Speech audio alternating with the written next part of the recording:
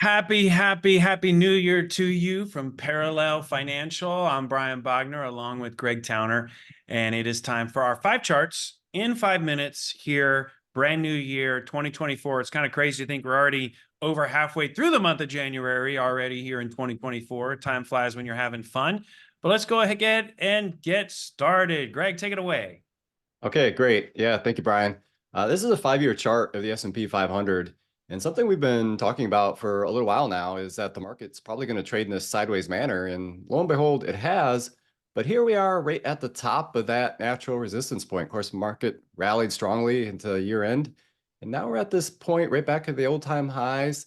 I think it's a natural point where maybe we need to take a little time, a little consolidating price, time, what have you. I mean, it looked like momentum was strong and maybe we're going to blow right through it, but I think it's more of a natural point to consolidate here. Well, it's a new year, Greg, and it's also an election year, right? So, it's like sit back, get ready for the roller coaster circus ride here that we're Yeah. about to get on in the media. But how does it relate to the markets?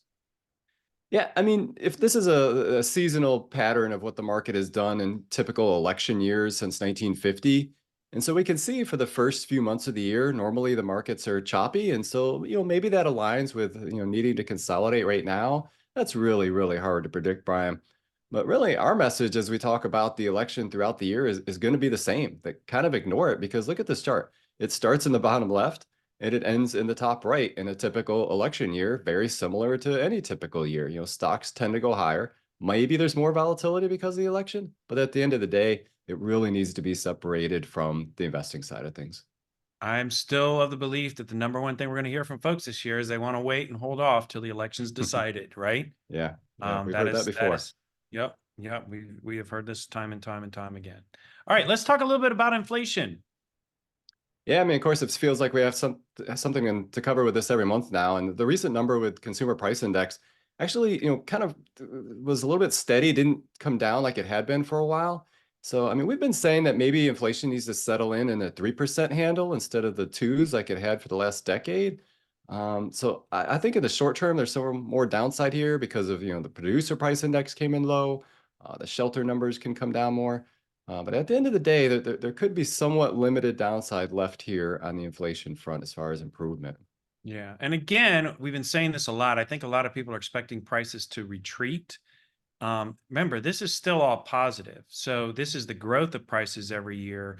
Prices are now just growing at 3.35% a year instead of over 8%, which it was recently. You'd have to get below zero to have prices come back down. And I think there's just a lot of folks that are still trying to adjust to that. But the good news is the growth rate is getting back to historical norms.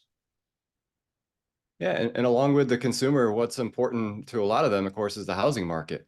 That this gray line here is over the last 2 years, the 30-year mortgage rate. Of course, we know it all spiked up to over 8%.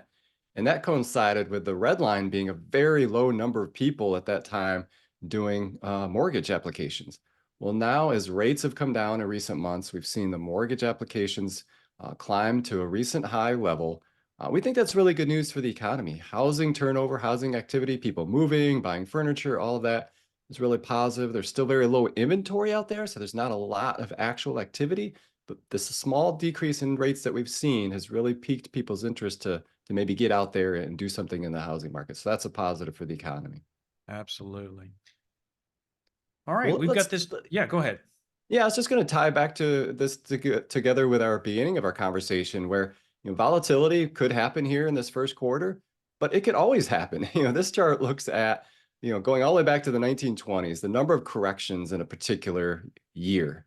So in any given year, there might be about 7 different times that the market dips 3% or so. There could be about 3.5 times per year where we see a 5% correction. Around once per year, we have a 10% correction. Maybe every couple of years or so, the market has a fairly steep decline of 15%.